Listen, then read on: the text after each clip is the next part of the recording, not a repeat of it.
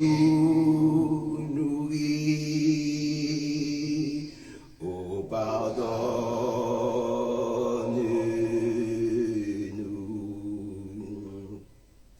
Oh, pardonne-nous.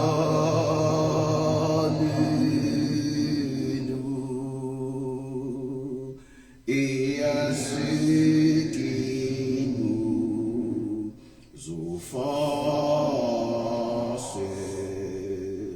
nous pardonnons.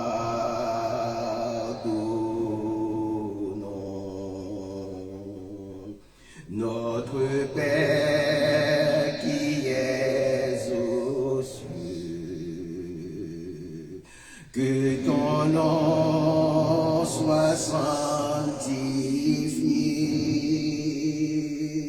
Délivre-nous du mal, garde-nous d'être tentés. À toi seul règne, à toi seul règne, à toi la puissance, la gloire, au siècle des siècles. Que l'esprit de vérité vienne sur nous maintenant, pour que nous puissions te ressembler et savoir prier. Notre Père qui es aux cieux, que ton nom soit sanctifié, que ton règne vienne. Amen.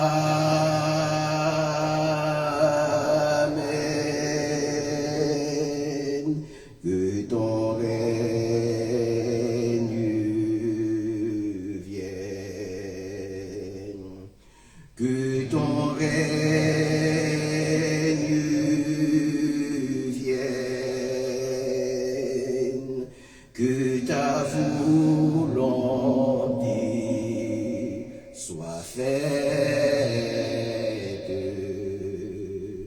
dans nos vies.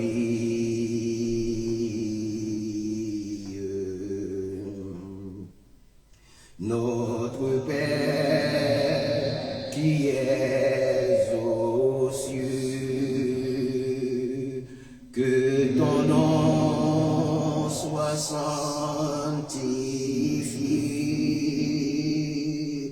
Donne-nous aujourd'hui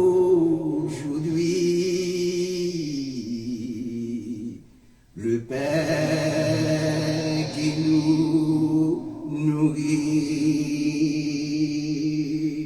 Oh, pardonne-nous.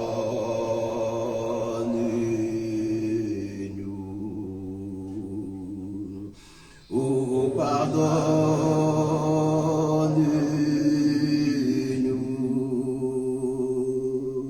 Et à ceux qui nous offensent,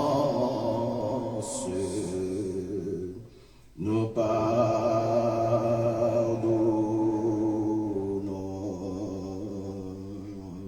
Notre Père qui es aux cieux, que ton nom soit sanctifié.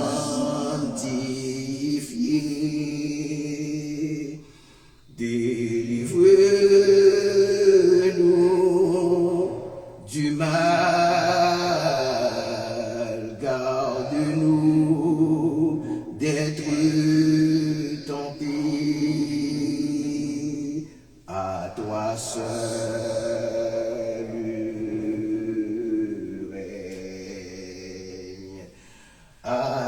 seule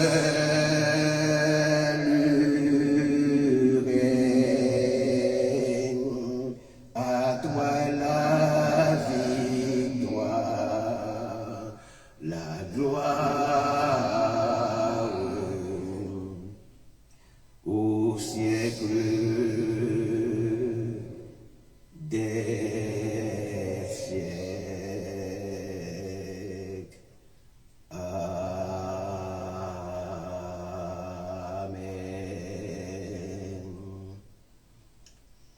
Éternel notre Dieu, ce matin, je bénis celui qui m'a appelé des ténèbres à la lumière. Ce matin, je glorifie son nom. Seigneur, aide-moi à lever les mains pures devant toi pour glorifier le nom de Jésus. Seigneur, quand je te remets le message de ce matin, je te demande, Père, pour la gloire de ton Fils en Jésus, de me permettre de le dire avec toute l'autorité du Saint-Esprit.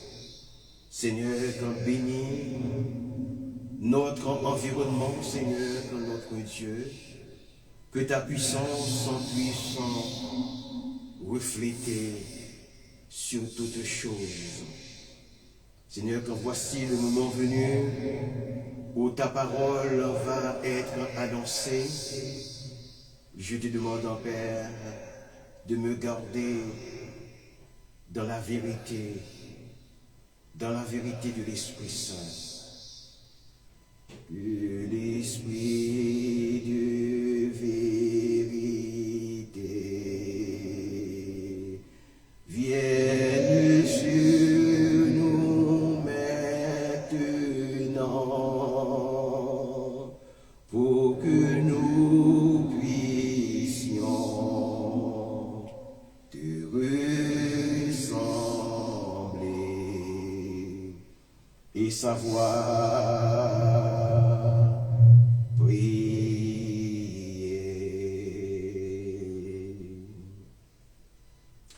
Chers amis, chers frères et sœurs,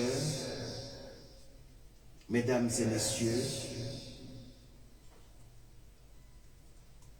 je vous invite à lire avec moi dans la première épître de Jean, au chapitre 4, versets 1 à 3. Bien-aimés, n'ajoutez pas foi à tout esprit, mais éprouvez les esprits pour voir s'ils sont de Dieu, car quand beaucoup de faux prophètes en sont venus dans le monde.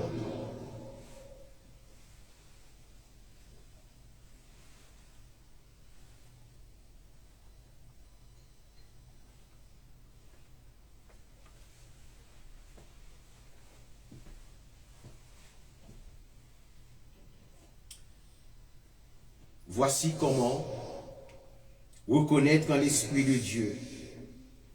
Tout esprit qui confesse en Jésus-Christ venu dans la chair est de Dieu, et tout esprit qui ne confesse pas Jésus n'est pas de Dieu.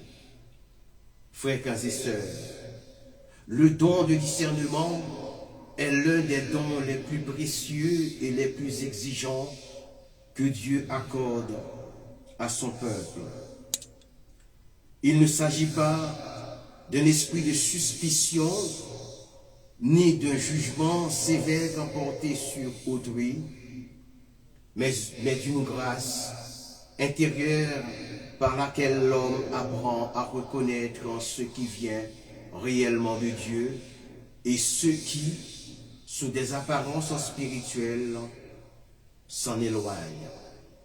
L'Écriture nous y appelle avec force: n'ajoutez pas foi à tout esprit, mais éprouvez les esprits pour voir s'ils sont de Dieu, selon 1 Jean 4, verset 1. Cette invitation suppose une foi vivante une intelligence éveillée et une conscience libre. Dieu ne demande jamais que nous prononcions, que nous renoncions à penser pour croire. Au contraire, il renouvelle notre intelligence afin que nous puissions discerner sa volonté en comparaison avec en Romains chapitre 12, verset 2. Le psalmiste, que la tradition attribue à David, exprime cette relation profonde entre Dieu et la liberté intérieure lorsqu'il s'écrie « Seigneur, tu me sondes et tu me connais » selon le psaume 139. Ce Dieu qui connaît l'homme jusqu'au plus intime de son être, n'est pas un Dieu qui asservit, mais un Dieu qui appelle, éclaire et accompagne. Il n'envahit pas l'esprit, il l'habite. Pourtant, l'histoire spirituelle nous montre que la foi peut se déformer lorsqu'elle absolutise les formes, lorsqu'elle se fige dans le formalisme ou lorsqu'elle se durcit dans un ritualisme qui remplace la relation vivante par l'obéissance mécanique.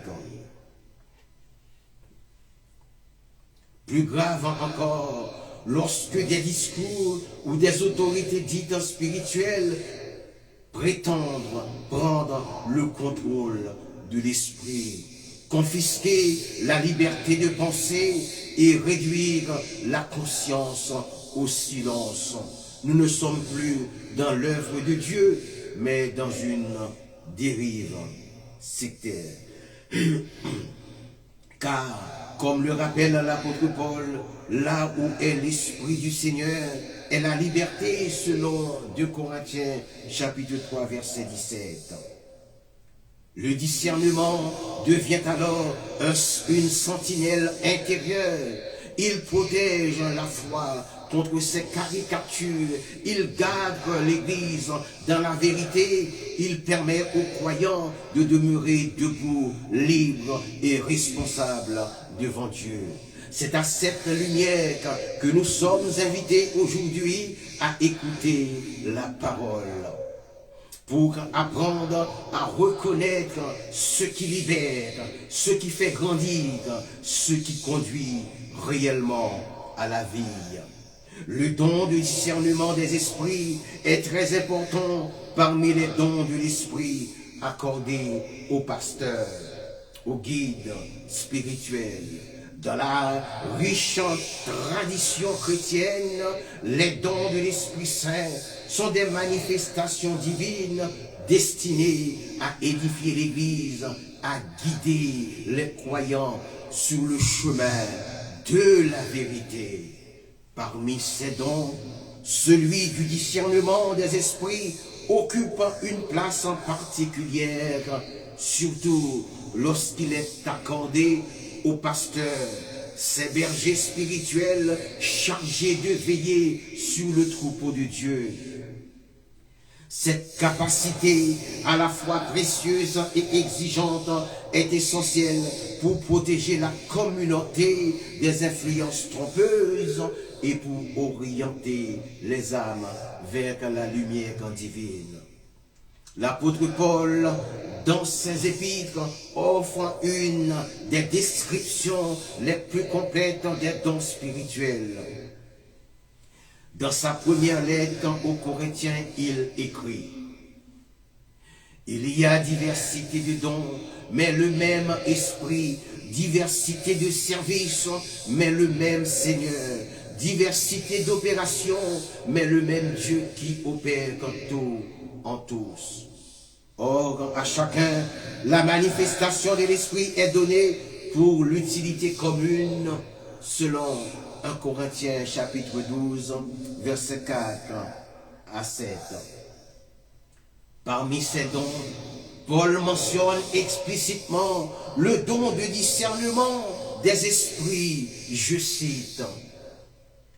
à un autre le don de discernement des esprits, à un autre diverses sortes de langues, à un autre l'interprétation de langues selon 1 Corinthiens chapitre 12 verset 10.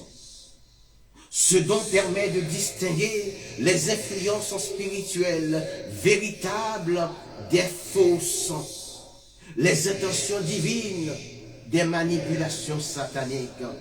Il est donc fondamental pour le ministère pastoral qui doit constamment veiller à la pureté de la foi et à la santé spirituelle de la communauté. Quels sont le rôle du pasteur et l'exigence du discernement? Le pasteur est appelé à être un guide, un protecteur, un enseignant. Sa responsabilité est immense car il doit conduire les fidèles non seulement dans la connaissance des Écritures, mais aussi dans la vie spirituelle quotidienne. Le don de discernement des esprits devient alors un outil indispensable pour détecter les faux enseignements. Dans un monde où les doctrines erronées peuvent se répandre rapidement, le pasteur doit pouvoir identifier les enseignements contraires à la parole de Dieu. Jésus lui-même avertit: prenez garde aux faux prophètes qui viennent à vous en vêtements de brebis, mais au-dedans, ce sont des loups ravisseurs. Selon Matthieu 7, verset 15. Le pasteur doit protéger la communauté. Alors, le discernement lui permet de reconnaître les influences malveillantes, qu'elles soient spirituelles ou humaines, qui pourraient diviser ou affaiblir l'Église. Il doit guider avec sagesse. En discernant les esprits, le pasteur peut mieux comprendre les besoins spirituels de chacun, discerner les tentations ou les épreuves et offrir un conseil éclairé. L'exigence du don de discernement. Ce don n'est pas donné à la légère. Il demande une vie de prière profonde, une connaissance intime des Écritures et une humilité constante.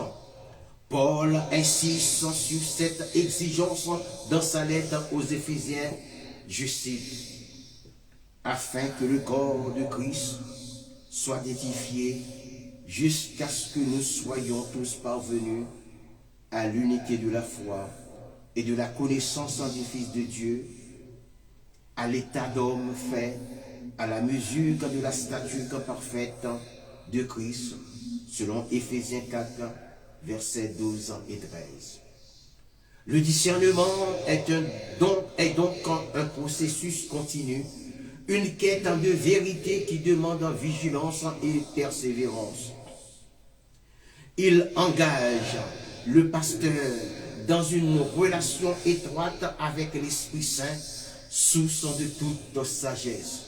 Par conséquent, le don du discernement des esprits est l'un des dons les plus précieux et les plus exigeants accordés au pasteur.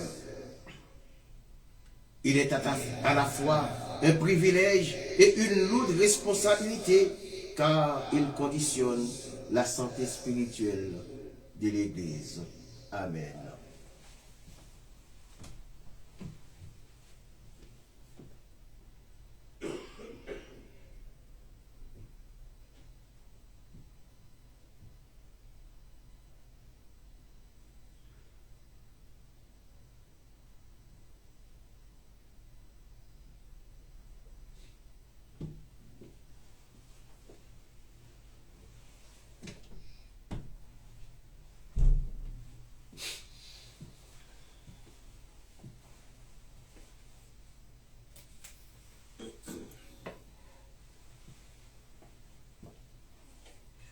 en s'appuyant sur les enseignements de l'apôtre Paul et sur la parole de Dieu, le pasteur est appelé à cultiver ce don avec soin afin d'être un véritable berger selon le cœur de Dieu, capable de guider son troupeau dans la lumière et la vérité. Vous pouvez même cohabiter avec les démons sans vous rendre compte de leur présence. Être assis côte à côte avec un individu dans une assemblée sans remarquer qu'il est habité par des démons. Pourquoi cette cécité spirituelle? Premièrement, faute de connaissance, mon peuple périt. Deuxièmement, faute de discernement. Troisièmement, vous récitez la Bible, mais vous ne l'expérimentez pas. Quatrièmement, vous êtes dans la religiosité et non dans la spiritualité qui émane de Jésus le Christ. Car c'est lui qui confère les dons selon Marc 16, verset 17. Celui de chasser les démons accompagne ipso facto le don de discernement. La présence du mal dans sa dimension métaphysique et démoniaque est une réalité scripturaire souvent reléguée au rang de mythe dans une modernité rationaliste. Pourtant, le verset cité souligne un paradoxe alarmant: la possibilité d'une promiscuité invisible entre le sacré et le profane, entre le croyant et le démoniaque. Le problème central n'est pas l'absence de Dieu, mais la cécité spirituelle de l'homme. Nous analysons comment l'atrophie de la connaissance, la confusion entre rite et l'Esprit de Dieu et l'absence de discernement empêche l'Église d'exercer son autorité kérigmatique ou son autorité proclamée telle que définie dans l'évangile de Marc. La première cause de cette incapacité à identifier la présence démoniaque est l'ordre cognitif et spirituel. Le prophète Osée dit au verset 6 du chapitre 4 de son livre: mon peuple périt faute de connaissance. Cette connaissance n'est pas une simple accumulation de faits, mais une intelligence des réalités invisibles. Sans une compréhension doctrinale et expérientielle du monde spirituel, le croyant est désarmé, incapable de nommer le mal qui l'entoure. Le discernement des esprits est un don de grâce. C'est un don de la grâce. Sans lui, l'assemblée devient un espace neutre où l'ivraie et le bon grain se confondent, non par patience divine, mais par incapacité humaine. Cette absence de radar spirituel transforme le sanctuaire en un lieu de cohabitation occulte. Il y a là une rupture entre dire et le vivre, une pathologie que nous pourrions nommer le nominalisme scripturaire. Voyons donc la différence entre la Bible récitée et la Bible expérimentée. La récitation mécanique des Écritures vide dans le logos de sa puissance appelée dynamis. Lorsque la parole n'est plus mangée et vécue, elle devient une lettre morte.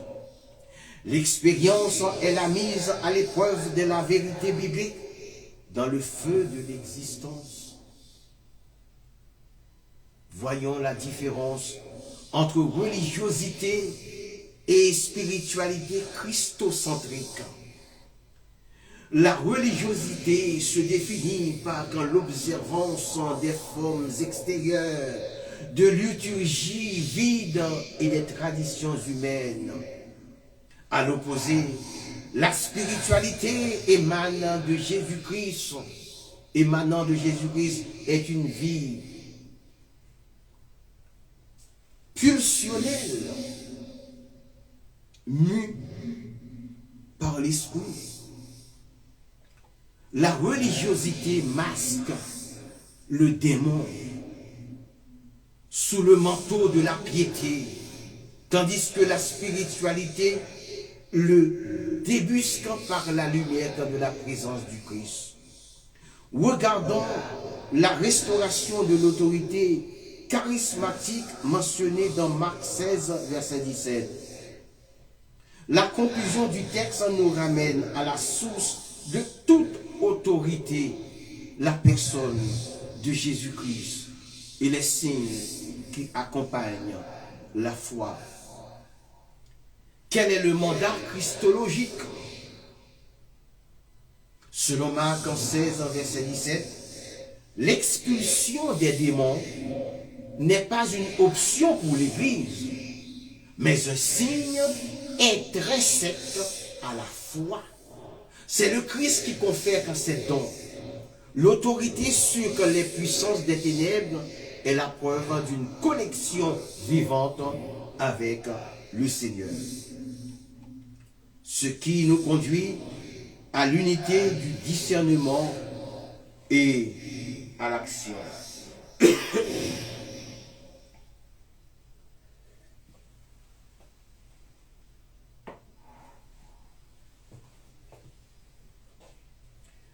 Le texte affirme une corrélation forte dans laquelle chasser les démons accompagne ipso facto le discernement.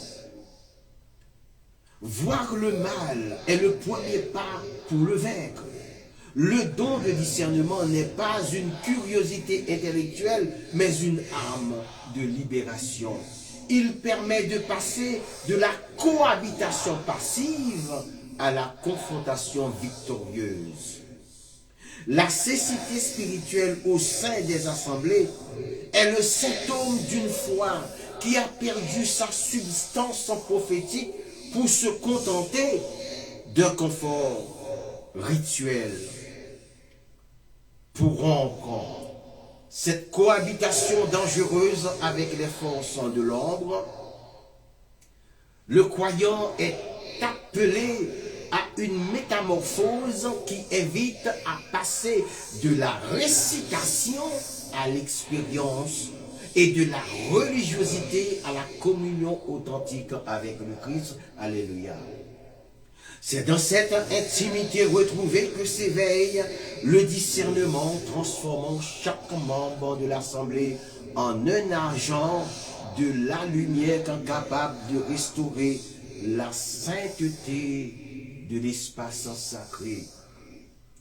Dans le vaste ciel spirituel où s'élève l'âme humaine, en quête de lumière et de vérité, le guide spirituel est comparable à un pilote d'avion chargé de conduire ses disciples à travers les nuages épais de l'incertitude et des épreuves. Sans le don de discernement des esprits, ce guide est semblable à un avion en plein vol, privé d'automatisme, perdu dans un brouillard impénétrable. Il avance sans visibilité, sans assurance, incapable de prévoir ce qu'il attend à la sortie ou à l'entrée d'une zone de turbulence. Alléluia. Cette image saisissante illustre avec force la fragilité et le danger d'un ministère spirituel dépourvu de cette grâce essentielle. L'image, point 1, l'image de l'avion en vol est employée comme métaphore de la condition du guide spirituel sans discernement. Le psalmiste David, bien avant l'ère industrielle, pressentait déjà cette capacité spirituelle à franchir les distances de l'esprit. Dans le psaume 139, verset 9 à 10, il déclare: si je prends les ailes de l'aurore et que j'aille habiter à l'extrémité de la mer, là aussi ta main me conduira et ta droite me saisira. Cette image de l'avion nous enseigne trois dimensions clés du ministère spirituel. Alléluia.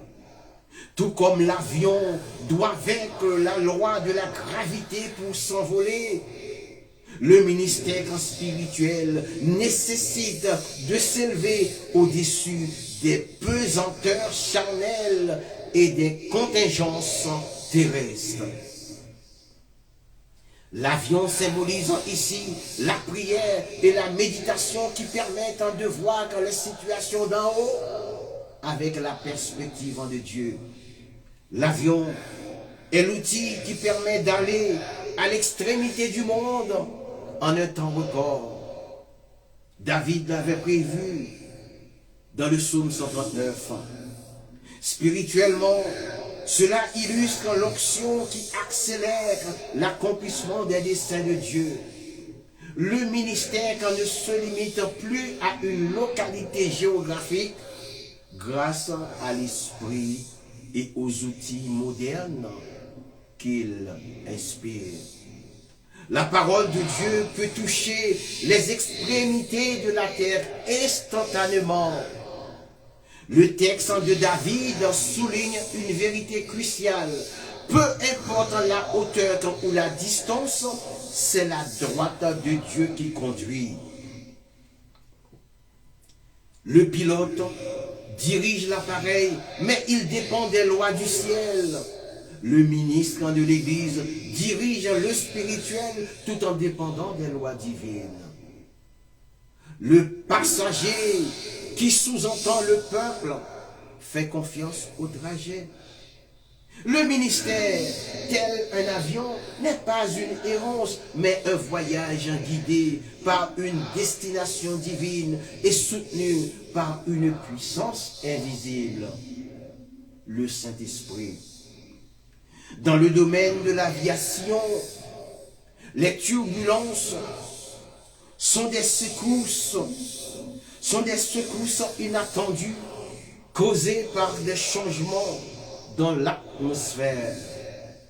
Dans le ministère, elles représentent les oppositions, les crises et les moments de doute. C'est la première leçon pédagogique. Une zone de turbulence n'indique pas que l'avion va tomber, mais simplement que l'environnement change. Les attaques spirituelles ou les difficultés financières ne signifient pas que Dieu vous a abandonné ou que vous avez fait une erreur de trajectoire. Loin de là. Elles sont souvent le signe que vous traversez une zone de transition importante. Lorsque la visibilité est nulle à cause des nuages ou que l'avion tremble, le pilote ne se fie plus à ses yeux, mais à ses instruments de bord. À ses instruments de bord. Le radar et l'altimètre. Alléluia. Le radar et l'altimètre. Pour le ministre de l'Évangile, ce sont les Écritures. Quand vos émotions sont instables, c'est-à-dire que les turbulences, vous devez vous appuyer exclusivement sur les promesses immuables de Dieu. Ta droite me conduira. Lors de turbulences, le signal, attachez vos ceintures s'allume, la ceinture de la vérité. En période de crise, il est vital de rester attaché au fondement spirituel, c'est-à-dire prière, sanctification communion fraternelle. Celui qui se détache de sa base spirituelle pendant la tempête risque d'être blessé par les secousses. L'avion n'est jamais seul. Il est en liaison constante avec une tour de contrôle qui voit ce que le pilote ne voit pas. Comme mentionné dans cet enseignement, le don de discernement est le radar qui permet d'identifier si la turbulence est naturelle ou si elle vient de l'œuvre de démons cherchant à détourner l'avion de sa course. Pour mieux comprendre la métaphore de l'avion et la réalité spirituelle, il faut prendre en compte les détails suivants. La composition de l'avion est l'équivalent dans le ministère, le moteur, la puissance du Saint-Esprit, c'est-à-dire l'onction, le carburant, c'est la vie de prière et la méditation de la parole. Le pilote, le leader spirituel qui est sous l'autorité du Christ. La tour de contrôle, c'est la voix de Dieu ou la guidance prophétique. Enfin, le train d'atterrissage, c'est l'humilité pour revenir sur terre après les sommets. L'avion dans sa majesté et sa complexité représente ici le ministère pastoral, un instrument puissant mais fragile, soumis aux lois invisibles de l'air et aux caprices du ciel. Le pilote, figure d'un guide spirituel, est investi d'une responsabilité immense, celle de conduire en sécurité ses passagers, les âmes confiées à sa garde, vers la destination céleste. Le brouillard, dense et opaque, symbolise les ténèbres spirituelles, les doutes, les faux enseignements, les tentations et les épreuves qui obscurcissent la voie. Sans discernement, le guide est plongé dans une obscurité, privé de la lumière intérieure qui éclaire le chemin. Ici, l'absence d'automatisme est une figure de la fragilité humaine. L'automatisme dans un avion est un système de sécurité, une aide précieuse qui permet de maintenir le cap malgré les conditions difficiles. Sans ce soutien, le pilote doit compter uniquement sur ses sens et son jugement, souvent insuffisant face à l'imprévu. De même, sans le don de discernement, le guide spirituel est livré à ses seules forces, vulnérable aux erreurs et aux illusions. La zone de turbulence est une image des épreuves et des défis du ministère. Elle est une métaphore de crise spirituelle. La turbulence dans le ciel est une perturbation imprévisible, parfois violente, qui secoue l'avion et menace sa stabilité.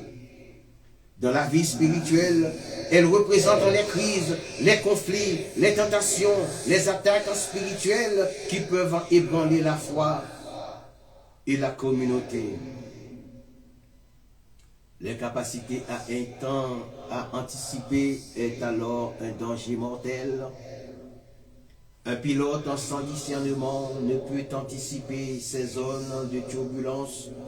Il avance à l'aveugle, risquant la catastrophe. De même, un guide spirituel sans ce don ne peut protéger son troupeau des dangers invisibles, ni préparer les âmes à affronter les tempêtes spirituelles. Le discernement en lui-même est une lumière dans le brouillard.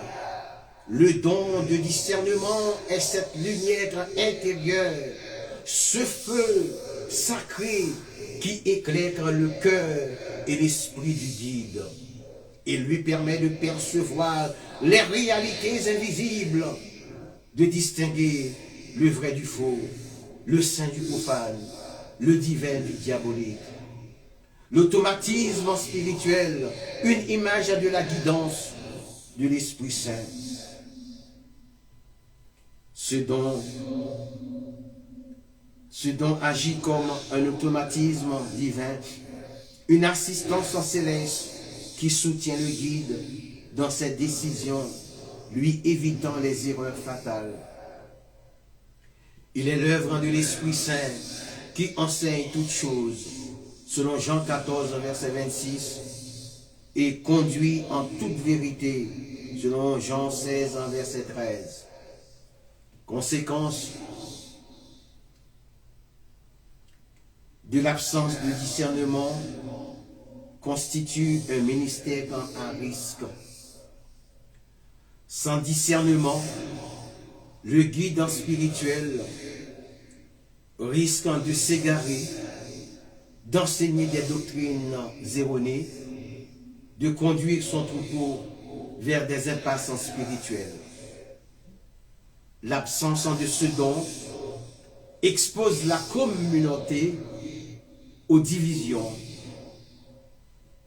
aux manipulations, aux influences destructrices, comme un avion sans pilote dans la tempête. Ainsi, sans le don de discernement des esprits, le prétendu guide spirituel est véritablement comme un avion en vol, sans automatisme, dans le brouillard, dont le pilote est incapable de savoir ce qui l'attend à la sortie ou à l'entrée dans une zone de turbulence. Cette image, à la fois puissante et évocatrice, nous rappelle l'impérieuse nécessité de ce don pour tout ministère authentique. Il est la lumière qui dissipe les ténèbres, la sagesse qui évite les pièges, la force qui soutient dans les épreuves.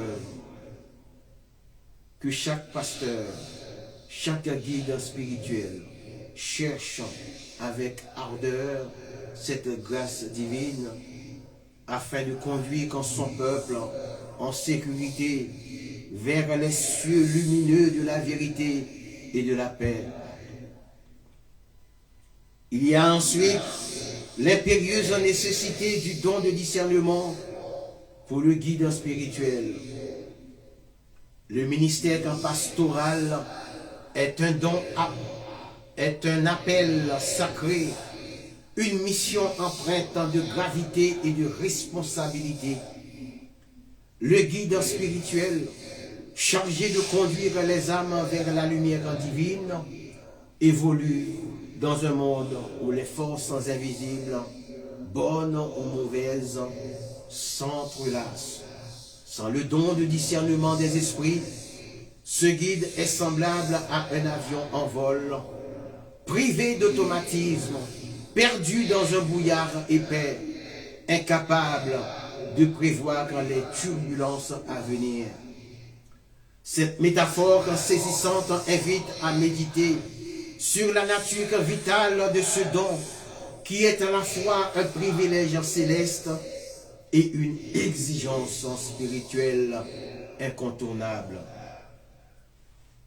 Le don de discernement est une lumière biblique essentielle, un fondement scripturaire.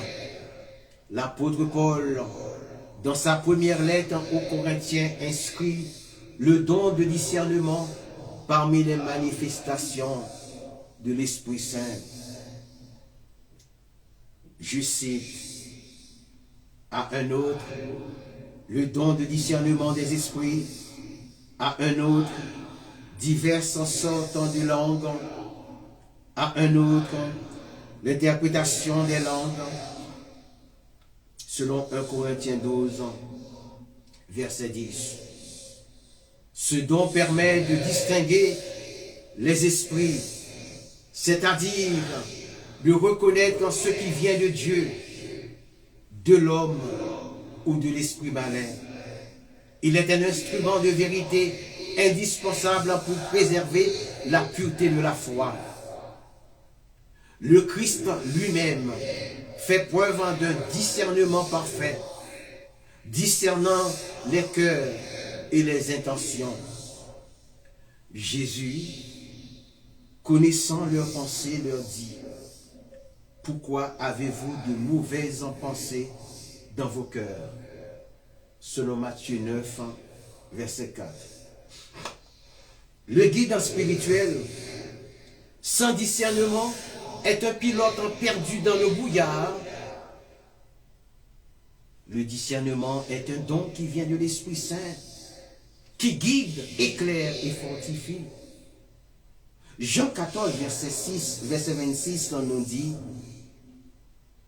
mais le consolateur, l'Esprit Saint que le Père enverra en mon nom, vous enseignera toutes choses et vous rappellera tout ce que je vous ai dit.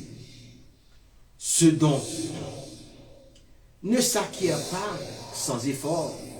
Il exige une vie de prière, d'humilité, d'étude des Écritures et une écoute attentive de l'Esprit. Voici des exemples historiques de pasteurs ayant exercé le discernement. Martin Luther, en discernant les erreurs doctrinales de son temps, a su guider l'Église vers une réforme nécessaire, malgré les oppositions et les dangers. John Wesley, par son discernement spirituel, a su reconnaître l'œuvre de l'Esprit dans le renouveau méthodiste, guidant ainsi des milliers vers une foi vivante. Le don de discernement des esprits est la lumière intérieure qui éclaire le guide spirituel dans les ténèbres du monde. Ce don, fruit de l'Esprit Saint, est une grâce précieuse et une exigence spirituelle que chaque pasteur cherche ardemment ce don afin d'être un véritable berger capable de conduire son troupeau en sécurité vers la vérité et la paix éternelle. Ensuite viennent le formalisme et le ritualisme qui tendent à soustraire les chrétiens de leur liberté de penser. Une entité dite spirituelle qui prend le contrôle de l'esprit de l'individu n'est pas de Dieu, mais du sectarisme. Dans l'histoire spirituelle du christianisme, le don de discernement occupe une place singulière et exigeante.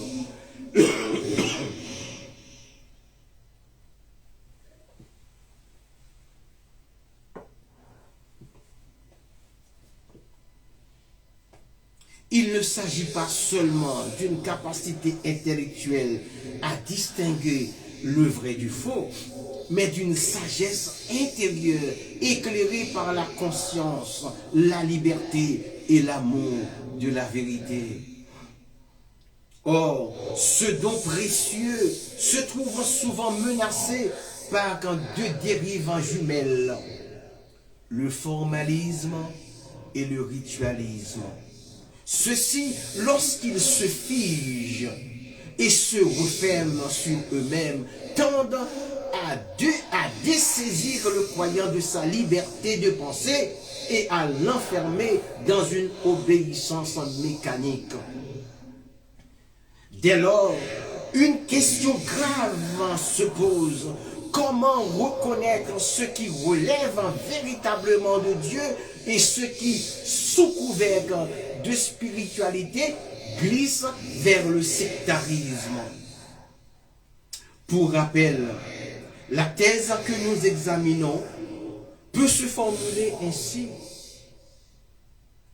Ensuite viennent le formalisme et le ritualisme qui tendent à soustraire les chrétiens de leur liberté de penser.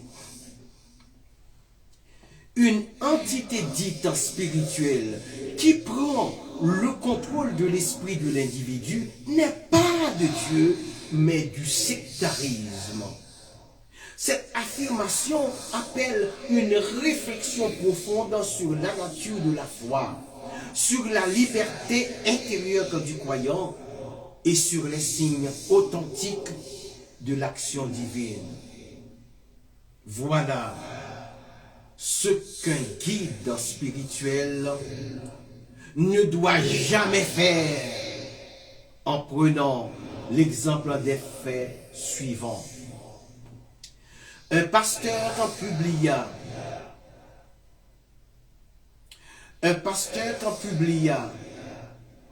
une annonce sur les réseaux promettant une célébration de la Sainte Seine pour le dernier dimanche du mois en cours.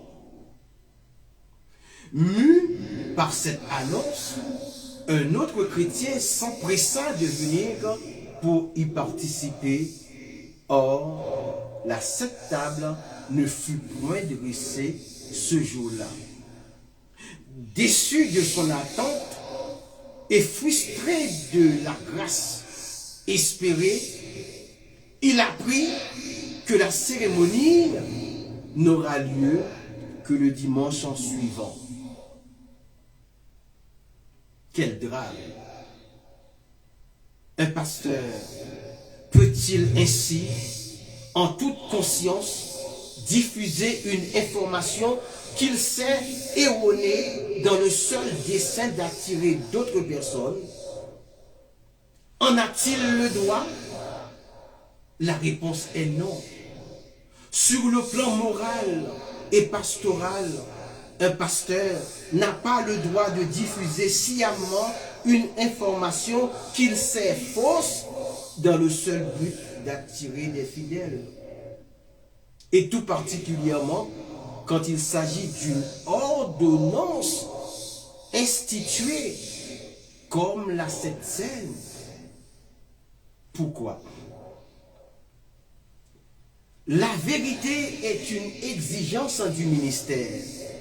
Le pasteur est appelé à être un serviteur de la vérité et modèle moral selon Éphésiens 4, verset 25 et 1 Pierre 5, verset 2 et 3. La fin ne justifie pas les moyens. Tromper pour obtenir du bien, plus de participants, demeure condamnable selon Romains 3, 7 à 8. La Sainte Seine exige respect et sincérité. L'utiliser comme appât instrumentalise et profane ce qui est sacré, selon 1 Corinthiens, verset 11, verset 27 à 29.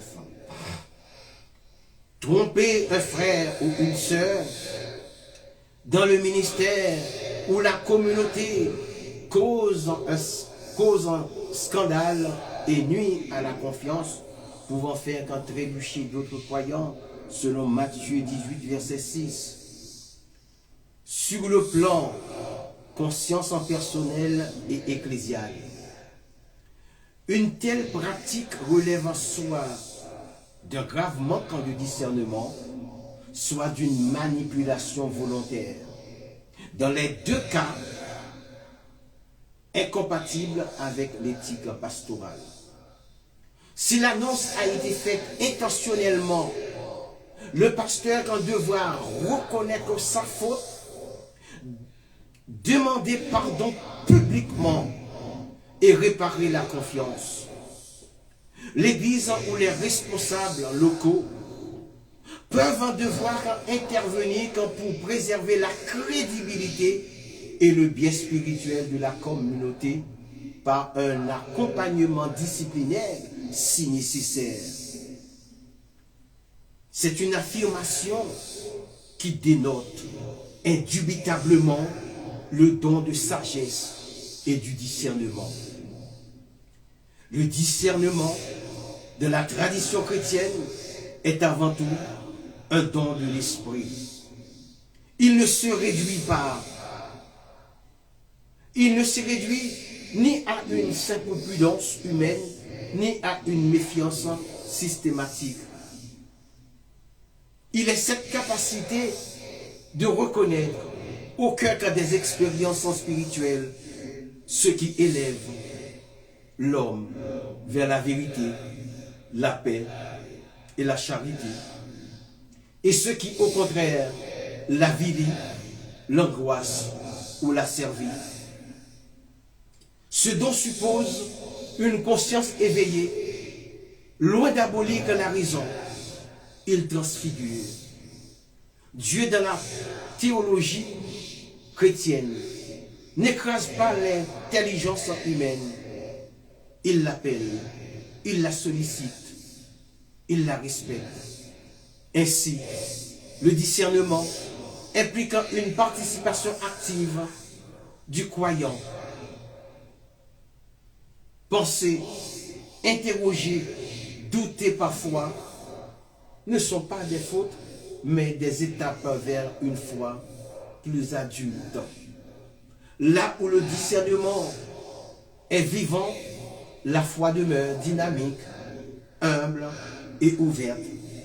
Elle ne craint ni la complexité du réel, ni la profondeur des questions existentielles. Elle reconnaît que Dieu se manifeste dans la liberté intérieure, non de la contrainte psychique. Les rites et les formes ont en eux-mêmes une valeur qu'en symbolique et pédagogique. Ils structurent la vie spirituelle, rappellent la mémoire collective et incarnent la foi dans ses gestes concrets. Toutefois, lorsque le rite se détache de son sens vivant, il se transforme en formalisme. Le formalisme est cette dérive par laquelle l'observance extérieure devient une fin en soi. Le geste est accompli, la parole récitée, mais l'esprit s'absente. La foi n'est plus vécue, elle est répétée. À ce stade, le rite n'élève plus l'âme, il la fige.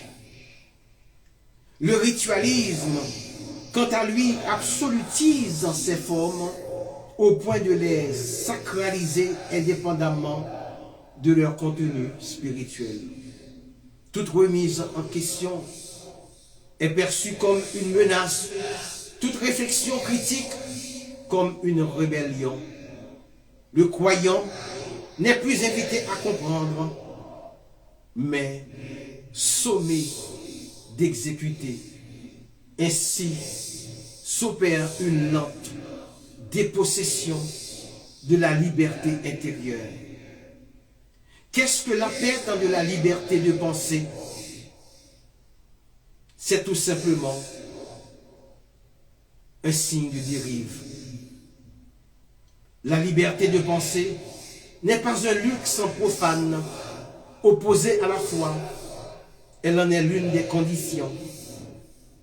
Une foi sans liberté devient une idéologie, une obéissance sans conscience devient une servitude.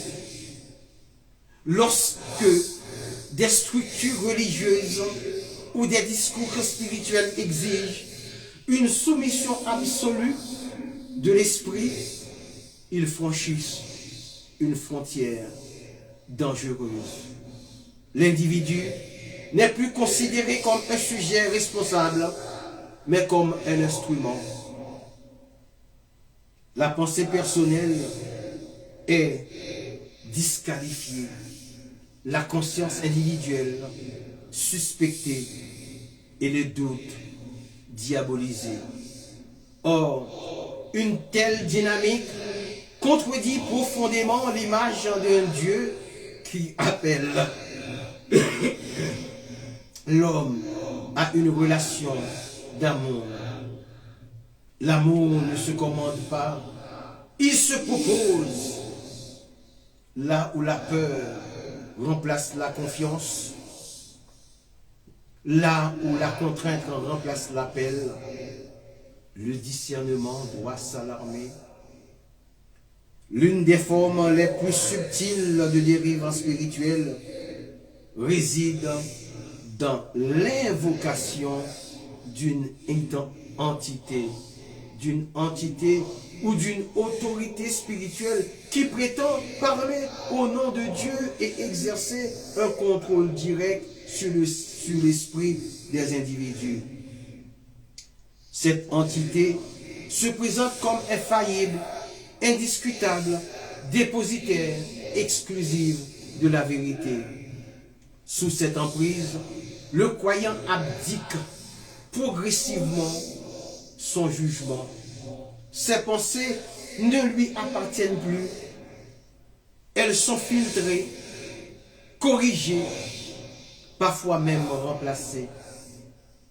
La frontière entre guidance spirituelle et manipulation mentale devient floue, puis disparaît.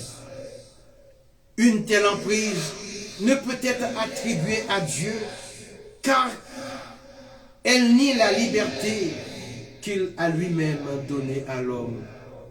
Elle relève plutôt du sectarisme qui se nourrit de la dépendance psychologique et de la confusion entre Dieu et le pouvoir humain. Le sectarisme se reconnaît moins à ses discours qu'à ses effets. Là où il agit, l'esprit se rétrécit, la peur s'installe, la culpabilité devient un outil de contrôle. Le langage spirituel est détourné pour justifier l'emprise et la transcendance est instrumentalisée. Contrairement à la foi authentique qui libère et responsabilise, le sectarisme infantilise. Il promet la sécurité au prix de la liberté, la certitude au prix de la vérité. Il remplace le discernement par l'obéissance aveugle. Ainsi, toute prétendue expérience spirituelle qui exige la suspicion de la raison, l'extension de la conscience critique et la soumission totale de l'esprit doit être interrogée avec la plus grande vigilance. Le don de discernement apparaît alors comme une sentinelle intérieure, veillant à ce que la foi demeure un chemin de liberté et non une cage dorée. Face au formalisme et au ritualisme figé, il rappelle que le rite n'a de valeur que s'il est habité par le sens. Face aux emprises spirituelles abusives, le don de discernement proclame que Dieu ne prend jamais le contrôle de l'esprit humain, non, par la contrainte. Une entité qui aliène, qui enferme et qui confisque la liberté de penser ne saurait être de Dieu. Elle appartient au domaine du sectarisme, cette contrefaçon du sacré qui travestit la foi en pouvoir. Le discernement, enfin, invite à chaque croyant à demeurer debout, libre et responsable dans une relation vivante avec la vérité où l'esprit éclairé et non soumis peut pleinement consentir à Dieu. Mes frères et sœurs, mesdames et messieurs, pour que notre ministère prenne les ailes de l'aurore et touche les extrémités de la mer, nous ne pouvons pas nous contenter de réciter la Bible. Nous devons l'expérimenter. Soyez donc des pilotes vigilants. Ne laissez pas la religiosité aveugler votre radar spirituel. Exercez donc le discernement que Christ vous donne pour que chaque vol, chaque assemblée soit libre en toute présence ennemie, de toute présence ennemie plutôt. C'est à cette condition que la main de Dieu nous conduira réellement à bon port. Les étapes présentées dans les ailes de l'aurore sont référencées de la manière suivante. Alors, quand je parle des ailes de l'aurore, je parle du psaume 139 dans lequel David avait pressenti, avant même l'ère industrielle, la venue des avions. À l'époque de David, les avions n'existent pas. Ok. Reprenons. Les étapes présentées dans les ailes de l'aurore sont référencées de la manière suivante. Le décollage, c'est le fait de quitter la religiosité pour la spiritualité selon Marc 16, verset 17. Le vol de croisière fait confiance à la conduite de Dieu selon le psaume 139, verset 9 et 10. Le radar, c'est le discernement. Identifier les présences démoniaques cachées selon 1 Corinthiens 12, verset 10. La sécurité, chasser les démons pour protéger l'onction, selon Marc 16, verset 17. Frères et sœurs, mesdames et messieurs, chers amis, que le Seigneur nous accorde un cœur vigilant et un esprit libre, que le don de discernement nous garde dans la vérité, afin que notre foi ne devienne jamais une habitude vide, ni notre obéissance une soumission sans conscience. Que l'Esprit Saint nous apprenne à reconnaître ce qui vient réellement de Dieu, ce qui éclaire sans aveugler, ce qui guide sans contraindre, ce qui appelle sans dominer, ce qui libère sans diviser. Que Dieu nous préserve de toute forme de religiosité qui enferme plutôt, de tout discours spirituel qui confisque la pensée et de toute autorité qui se substitue de la voix de la conscience éclairée par l'amour. Que le Seigneur en fasse de nous une église de croyants, debout, humble, dans l'obéissance, ferme dans la vérité et libre dans l'esprit. Et que la bénédiction du Dieu vivant, Père, Fils et Saint-Esprit descendent sur vous, demeure en vous et vous accompagne dans un discernement juste, paisible et fécond, aujourd'hui et pour les siècles des siècles. Amen.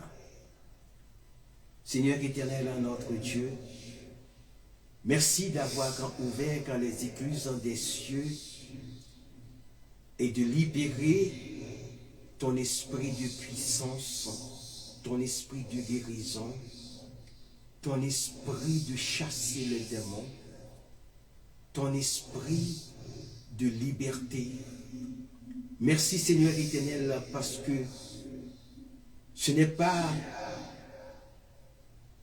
un esprit de timidité que tu nous donnes, mais c'est un esprit de force. Aide-nous, Seigneur éternel, à ne pas nous enfermer dans le sectarisme. Aide-nous, Seigneur, à ne pas nous enfermer dans le ritualisme. Aide-nous, Seigneur, à être maître de nos pensées. Et qu'aucune entité ne prenne le pouvoir sur notre pensée et que nous soyons libres de penser au nom de Jésus, ton Fils, à qui seul soit la gloire au siècle des siècles. Amen. Merci pour votre écoute. Je vous verrai dimanche prochain. Que le nom de notre Seigneur Jésus soit béni. J'espère que vous avez bien compris le message de Dieu qui vient de vous être annoncé. Amen.